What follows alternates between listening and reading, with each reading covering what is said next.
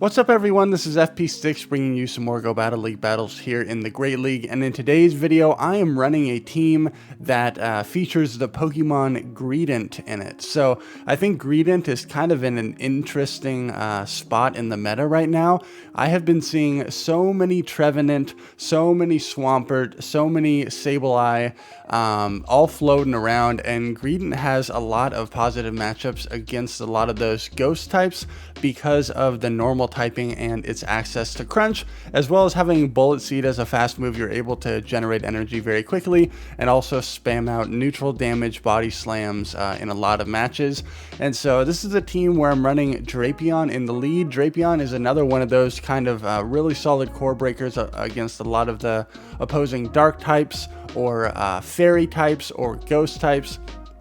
And I have Azumarill in the back running Hydro Pump just to make sure that I have good coverage against some of those steel types or ground types if I run into them into the lead. Apologies if my voice sounds a little bit funny. I'm getting over a sickness still, but I wanted to pump out this video before Season 10 drops next week, so that'll be pretty fun. So you can see here, GREEDENT is not able to get to another body slam against that Tropius, but able to do a lot of damage to that Tropius. Gonna bring out the Drapion here, and in the back is a G-Fisk. I'm running Ice Beam, Hydro Pump on my Azu, but it's always a tough call to make on what moveset you should run on your Azumarill. It's kind of based on what the rest of your team struggles with.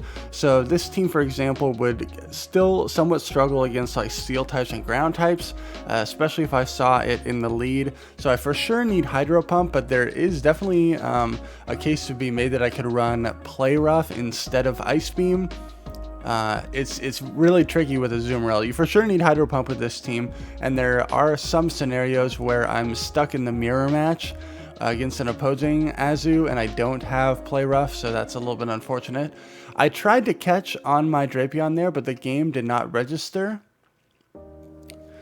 But I'm able to get into my Drapion here. Gonna get hit by another Leaf Blade. And I'm farming up. I'm able to farm down the Tropius all the way down, and then I just need to get to 2 crunches to be able to take out this G-Fisk, and able to get to this crunch and gonna be able to take out that G-Fisk there. Good game. GREEDENT is also a really solid response if your opponent swaps in like a Lickitung, because you're double resisting the lick damage and you're able to hit back with neutral damage the whole time. So we're in a Drapion mirror match here, and this honestly comes down to who is able to sneak a fast move, or who is able to deny a move, or who is able to avoid getting the debuff or get the debuff. So there's a couple factors at play in this mirror match, but neither of us are debuffed yet. It looked like I was still one poison sting ahead of my opponent. And I accidentally over-tapped there. I should have thrown the crunch sooner, but I'm able to land this crunch and take out the Drapion. Out comes a G-Fisk, and instead of getting farmed down, I'm just going to swap into my GREEDENT and see what they want to do. So they throw a Rock Slide. That's totally fine by me. Gonna throw this crunch, and GREEDENT has somewhat of a neutral matchup with G-Fisk. If you can successfully shield up the Earthquake, you're in a much better position. But this is non-stab crunch and non-stab bullet seed damage, both of which are just hitting for neutral. So you can kind of see how this matchup is playing out here. I'm very curious as to what they have in the back, and at this point I'm getting a little bit worried, thinking that it might be like a ghost type, but it actually ends up being their own Azumarill, and this is a prime example of where me not having Play Rough really hurts in this scenario. I'm going to go for an Ice Beam bait here, figuring that both shields were up, so they hopefully would shield that, but they did not. That's very, very bad for me. Now I still have energy stored on my Drapion. Gonna go for a Hydro Pump here, and they most likely shield it. My opponent is calling everything correctly. So I am in a difficult scenario here. My opponent has overfarmed on energy. Gonna throw another Hydro here. I need to somehow burn their last shield to be able to land a Sludge on this Azumarill, but my opponent is very smart and they're saving their shield. Have to shield this because I need to burn their final shield. But they have a move stored on their G-Fisk. Really nicely played. They're going to be able to take me out, and I'm just not going to have enough health or energy to take out that Azumarill. So my opponent running Drapion, G-Fisk, and Azu. Pretty cool team. Umbreon in the lead. So in theory, this is favorable for Drapion, but what I have found is when I'm going against these dark types, whether it be like a Mandibuzz or an Umbreon, they end up staying in the lead and just taking it to the zero shield scenario, which surprisingly they do totally okay in, despite hitting for resisted damage with Snarl and Drapion being able to hit with stab damage the whole time. But the zero shield in this matchup is surprisingly close. And I actually end up having to shield a foul play here. Feels really bad. So I'm going to overfarm a little bit more. Going to build to pretty much 100 energy and then throw a Sludge Bomb here and see what they want to do. I'm anticipating them having counters to Azu in the back because they're weak to it in the front. And they bring out a Deoxys. So I'm going to throw this Crunch. And I get farmed down. Gonna bring out Azumarill here because I'm anticipating that whatever they have in the back is going to counter Azumarill pretty well. And it is in fact a Nidoqueen, so this is where having Ice Beam does help me out,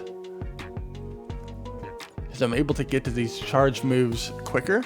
But I'm immediately gonna go into my Greedent here, and I need to just spam these Body Slams as quick as possible. So gonna throw a Body Slam here. And it gets the shield. Now, if I remember correctly, I think Crunch does slightly more damage.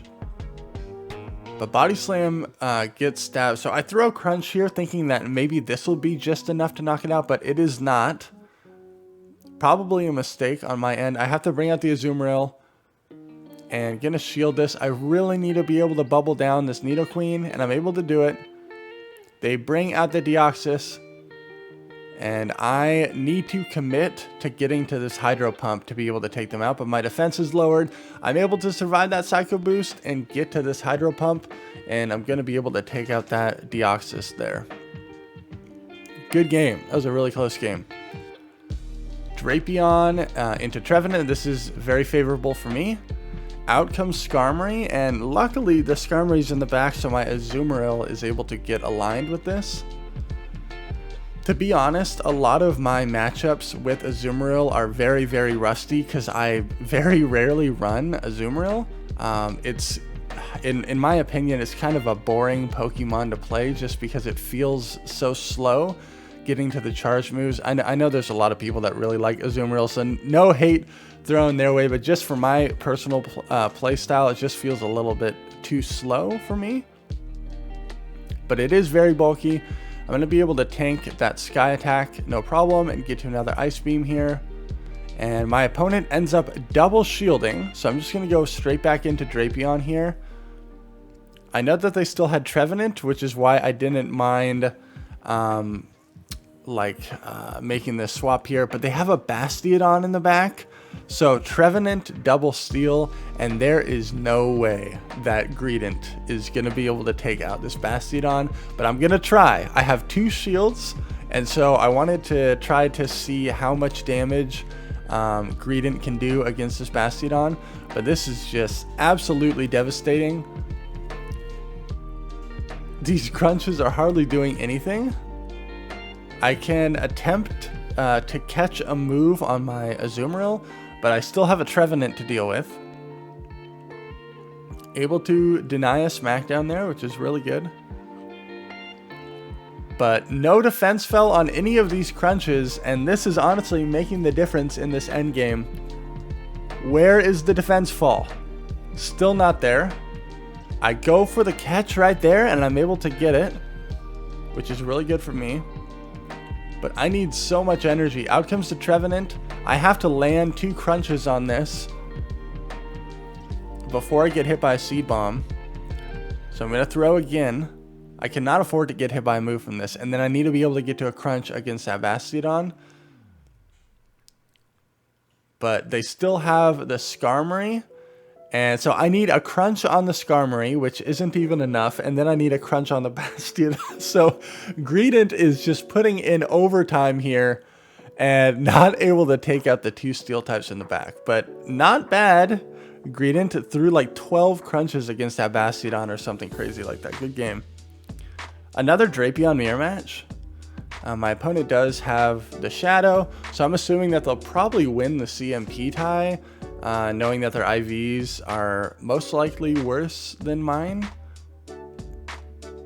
So they're going to throw right here, and they are, in fact, going for crunch. No defense fell.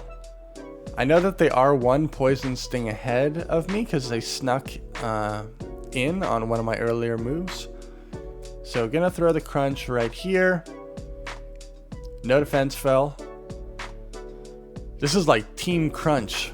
I got 2 Pokemon on this team running crunch. And no defense fell there either. I really wanted to farm up to try to store a move, but I was afraid that the Mandibuzz was going to take me out before I got there. So I'm going to swap into the Azu, which is a really good response to this Mandibuzz. I'm wondering if this is like Drapion and then double dark. So technically that would be like a triple dark team. And Drapion they're using as like their poison type. Still would really struggle against Charmers though. So we'll have to see what my opponent has in the back. And this Mandibuzz is able to get off another move. Mandibuzz in the Zero Shield really putting up a fight there. I'm going to throw this Ice Beam to just get rid of the Drapion. I did not want to have to commit a shield there. And my opponent has a Cofagrigus in the back. So GREEDENT is going to be able to shut this down pretty well. This is either going to be a Dark Pulse or a Psychic. They are running Dark Pulse, but the Shadow Claws are double resisted. I'm hitting for neutral damage with the Bullet Seed and then super effective damage with the Crunch. So GREEDENT really going to be able to shut down these ghost types here. Out comes the Mandibuzz. I'm going to throw a Body Slam. Just want to get rid of this thing. And out, I'm going to go for a Body Slam bait here, anticipating that they're going to have to start shielding something. But they actually ended up no shielding that, but it doesn't matter because it's just going to be able to fast move down my opponent there. Good game. Definitely was able to get some favorable alignment there. All right, good lead here for the Drapion. But a lot of Sableyes that end up staying in here, they just go straight for the return and then leave. Sableye also seems like a really strong lead at this point in time, because you pretty much have to shield and then go into a shield deficit this early on. Out comes Skarmory. And so I'm going to bring out my Azumarill. Now this Skarmory is like not quite in Ice Beam range. And so I think I make a misplay here and I go for the Hydro. At this point I really should have Ice Beamed and then bubbled down, knowing that I was going to get hit by this move. So really bad play on my part. This is kind of wasted energy. So I attempt to undercharge, but I did not undercharge enough. You can see how rusty I am with my Azumarill play. So thank goodness I have Ice Beam here. Actually have a Meganium in the back. Wow, Sableye, Skarmory, Meganium. I do not want to get farmed down, so I go right into my Drapion again. And since I have GREEDENT for the Sableye, and the Sableye is so low, I feel totally fine about this. I get baited with Frenzy Plant. Nice play by my opponent. Gonna go straight for the Crunch, and now I know that GREEDENT can handle the rest of these Pokemon no problem. Because all I need to do is get a Body Slam on this Meganium and then land a Crunch onto the Sableye. So gonna wait my clock and then bring out the GREEDENT. I was worried that they might try to catch on their Sableye, but since I saw them staying in here, it's just going to rip off this body slam. Down goes the Meganium. And the game is lagging there, but I, by some miracle, catch a move here. It ends up being the return. It doesn't really matter though. GREEDENT would have been able to tank that return no problem. And I'm able to get to this crunch to take out the Sableye there. Good game. Skarmory, definitely like a difficult Pokemon to deal with for this team. G-Fisk also not super great, so I just go straight into GREEDENT. And gonna chip it with a crunch. Now if I can correctly shield up the Earthquakes in this matchup, it's not too bad. So I shield up one there, out comes Venusaur.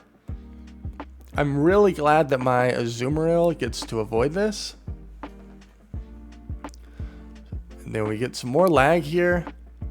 This Frenzy Plant's going to do a lot of damage, so I will shield this up.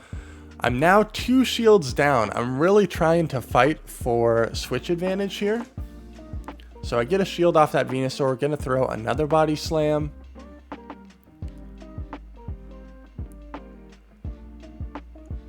And I'm really hoping that I can barely survive this Frenzy Plant. I'm able to do it. I need to under tap to get to this Body Slam, and I'm able to do it. And GREEDENT actually gets both shields from the Venusaur, and then I'm able to get some nice farm with my Drapion here. If it's Sableye in the back, we're looking good. So I'm going to swap my Azumarill immediately. It is Sableye. This is a very strong and popular team still. Stunfisk, Sableye, Venusaur. I know I'm going to get hit by return no matter what. I build to 100 energy pretty much. And then going to throw this Hydro Pump. I think the Sableye barely survives though. Yep, I need to be able to bubble this thing down, and I'm able to do it.